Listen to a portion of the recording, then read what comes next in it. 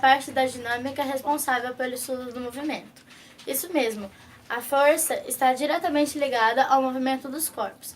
Isso acontece pelo fato de aplicarmos uma força sobre determinado objeto para que ele se mova.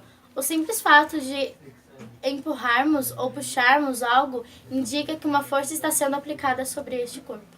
Apesar de indicar movimento, existem forças que atuam em corpos sem movimentos, como forças que atuam para construções civis permaneçam mais firmes. Nesse caso, a melhor definição para esse termo, visto que ele não existe uma definição exata, existem apenas equações capazes de calcular seus valores. Será: a força é uma ação capaz de modificar a velocidade de um corpo.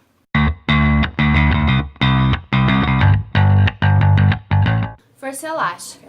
Imagine uma mola presa em uma das extremidades a um suporte, em estado de repouso, sem ação de nenhuma força. Quando aplicamos uma força F na outra extremidade, a mola tende a deformar, esticar ou comprimir, dependendo do sentido da força aplicada. Ao estudar as deformações das molas e as forças aplicadas, Robert Hooke verificou que a deformação da mola aumenta proporcionalmente à força estabelecida. Daí estabeleceu-se a seguinte lei chamada Lei de Hooke, F igual a Qx, onde F significa intensidade da força aplicada, K, constante elástica da mola, X, deformação da mola.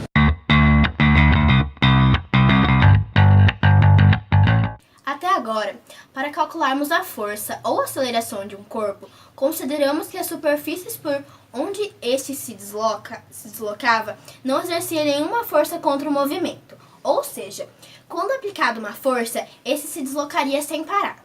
Mas sabemos que este é um caso idealizado. Por mais lisa que uma superfície seja, ela nunca será totalmente livre de atrito.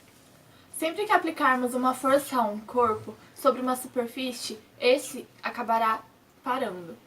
É isso que caracteriza a força de atrito. Se opõe ao movimento, depende da natureza e da rugosidade da superfície. Coeficiente de atrito. É proporcional à força normal de cada corpo, transforma a energia cinética do corpo em outro tipo de energia que é liberada ao meio. A força de atrito é calculada pela seguinte relação.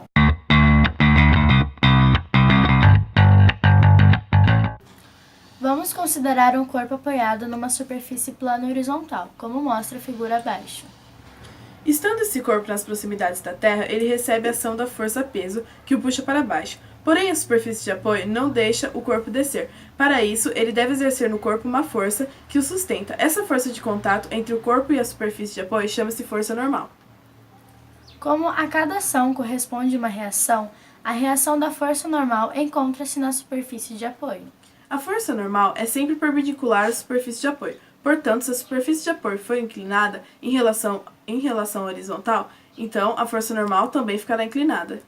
A figura acima evidencia que as forças peso e normal não constituem um par de ação e reação.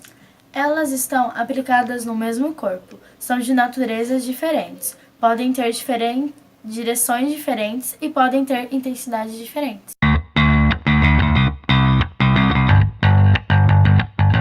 A força de tração é aplicada sobre cordas ou fios. A sua intensidade pode ser determinada por um dinâmetro.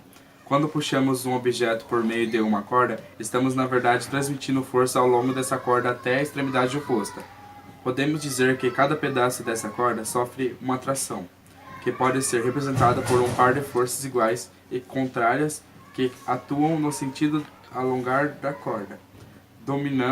Denominamos que tração na corda, o módulo dessa força que formam um par. Podemos medir a tração em qualquer ponto de uma corda por meio de um dinamômetro. O dinamômetro é um aparelho utilizado para medir força. Outra maneira de medir a força de tração de um objeto ou corpo é igualando a tração com o peso.